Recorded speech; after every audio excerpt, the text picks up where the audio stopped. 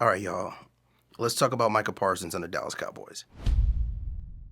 My inner circle knows that I'm a lifelong Cowboys fan, and many of them have asked me, as a former hostage negotiator, what I think about the negotiation between Micah and Jerry and what it can teach us. From my limited perspective, this appears to be a textbook example of what happens when conflict becomes personal. Now, at the start, this was a solvable problem. It was about money, contracts, and negotiation. In a negotiation, you have to move past positions to identify true interests. So you move past demands and uncover true desires.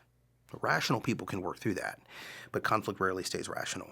It almost always becomes personal and or emotional. And once it becomes personal, the problem is no longer between two people. Now, the two people become the problem. And with them comes something I call pride pressure. It's like peer pressure, but it's 100% self-made. It's when we convince ourselves that we've overinvested and we've risked too much to turn back now. And suddenly compromise feels like defeat. So instead of negotiating for their desires, which I believe was a future together, Jerry doubled down on demands. And people who gamble money rarely hesitate to gamble relationships. So now, Micah gets paid. The Cowboys save a lot of money in cap space. But was that the original desire?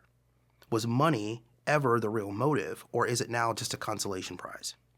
Now, perhaps money was Jerry's primary motive, but I don't believe it was Micah's, at least not at first. Now, what might have been a business decision for one person was definitely personal for the other. And what should have been a story about reconciliation is now a story about revenge, according to Micah.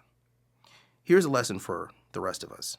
In conflict or negotiations, the moment you make it personal, walking away will always feel easier than working it out. So we all have to be wise not to let pride pressure push us into demanding a divorce that we don't truly desire.